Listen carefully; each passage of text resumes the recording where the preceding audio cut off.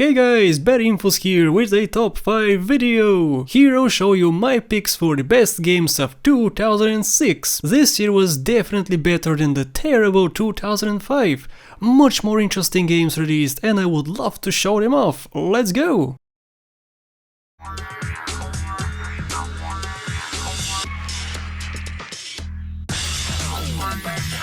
4th Street Racing. The 4th Racing franchise unfortunately is not very well known or talked about. I'm actually a big fan of all 4th Racing games. Yes, even the so-called terrible 4th Racing Off-Road released in 2008. You just haven't seen the games on my list because much better games released in those years. 4th Street Racing was the first game in the franchise I actually hated severely when I started playing it. It's definitely not for everyone and the non-patient people would dismiss it immediately. I'm so glad I stuck with it because honestly, this is one of the most creative games ever made. Seriously, it looks awful, the colors are bland, the driving is stiff, and to drive on straight roads all the time. What is there to like? Well, if you can look past that, you'll see that this game is actually a mix between single player and multiplayer. Essentially, you play as player 1 and player 2 and control two cars at the same time. When starting a race, you pick one of the two cars and try increasing your position. The other one in your team will drive on his own. Since the driver is a big fat dummy, he'll get pushed to last place almost immediately. Well, since one of your cars is leading, you need to transfer over to car number 2, take it to first spot and wait.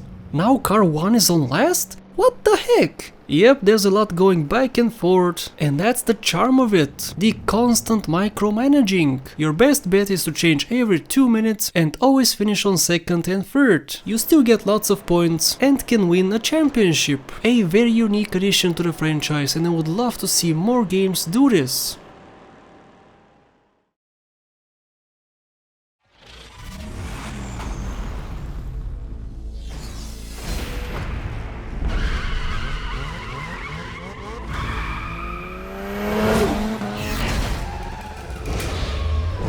Need for Speed Carbon. This is a direct sequel to Most Wanted, a game beloved by everyone, except for me. Yep, I don't know what's up with me, both games are very similar and Carbon looks like a watered down version of Most Wanted. However, again, the other game did nothing for me. Carbon is where it's at. We have a story here and it's what you would expect from an NFS game. Cheesy, uninspired with boring characters. Yep, let's toss it aside like it never existed. Let's look at something which I did like, and that's the music. It's like listening to the soundtrack of previous NFS titles and even the Fast and the Furious movies. Speaking of that, it sure feels like they took inspiration from them. Street races at night, badass characters, tuning vehicles. The tuning is vastly improved. You can slap a spoiler on a car and call it good. However, if you're like me and like perfection, you would spend hours fine-tuning each individual part to your liking. This is a vast improvement from the previous titles. It feels like you have complete control in how the vehicle would look. Speaking of vehicles, we have a lot of them. They are separated into 3 different classes: Muscle, which have good acceleration, Exotic, which have good top speed, and the best ones, Tuner. They have great handling, which for me is the most important thing when racing. This game is definitely not one of my favorites and I won't revisit it again, but I had some great moments while playing, so it deserves a spot on this list.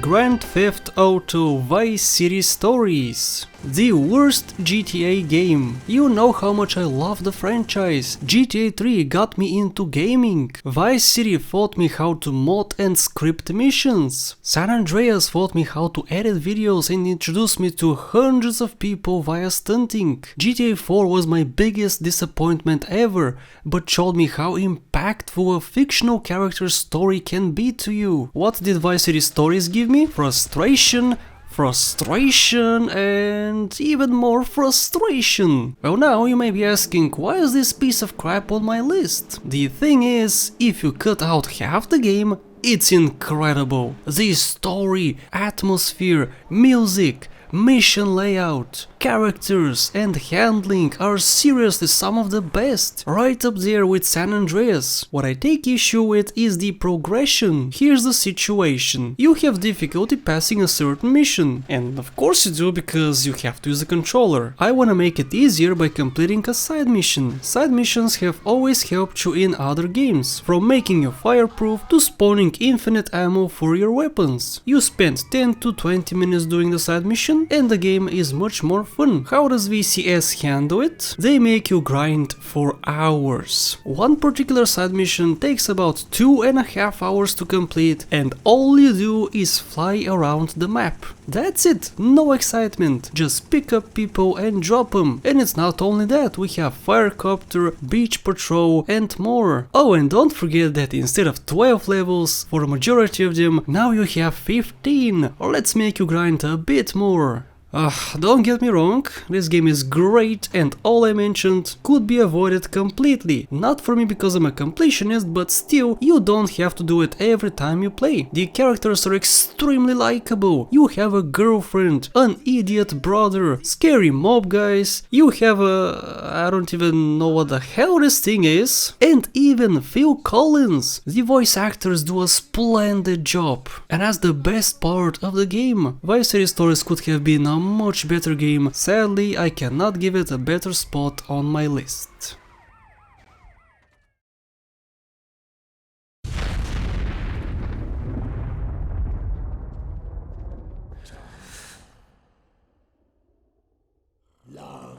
Half-Life 2 Episode 1. I was hesitant of putting this here since it's technically an add-on, not a fully fledged game, but I think it should get a mention. I have never really been a huge fan of the Half-Life franchise. I mean, I played Half-Life 1's campaign for the first time in 2014, 16 years after its release. It's similar to Half-Life 2. I played it with a much more modern outlook than most people who played it at release. Lots of better, much more fleshed out games were already out, and Half-Life 2 was nothing more than a fun experience and that's it. I see why it's liked so much though. The atmosphere is the main thing. The crazy alien infested world is spooky, dangerous and intriguing. You have many weapons to choose from, even more than the base game. The big change here is that throughout the majority of your playtime you'll be accompanied by Alex. She adds a lot of spice to the gameplay and is a nice companion. And again, I played it years after its release, when other games did the companion formula a lot better, like Bioshock Infinite, but I can't fault it too much. For the time, it was great. Episode 1 is in my opinion a needed improvement to the base game. It's a shame the story did not go anywhere.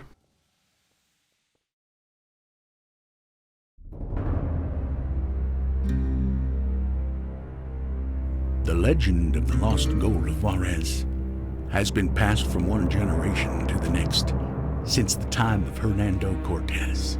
Call of Juarez. Oh yeah, a western shooter. We don't get many of these. We really don't. Westerns which take place in the cowboy era are my jam. That's most likely my favorite time period, and Call of Juarez does a great job showcasing it. This is a very unique game in its storytelling. You play as two characters, Billy and Reverend Ray. However, unlike the game on the number 5 spot, here you don't work together, but one tries to find and kill the other. This allows for some great encounters. You cause lots of commotion with one character and plop, the other one shows up from nowhere and tries to get you. He fails and you separate again. The hunt continues and you play the same sequence of events from another perspective. Both characters are very different. One has a dual-wield ability, can hold heavier weapons like shotguns. He has a slow-mo draw ability and can duel certain people. The other one, being a kid, has a lot more stealth-oriented playstyle, using a bow and your trusted lasso. This is one of the best storytelling I have ever seen. That, with the combination with the western theme, amazing gun battles, climbing section and great voice acting, make this one of the best games ever made. Let's settle this then. And that's it from me, guys. Those are my favorite games of 2006. If you wanna see my favorite ones in 2005 and 2007, then click right here or subscribe to my channel for more gaming videos. Thanks for watching and I'll see you in the next one.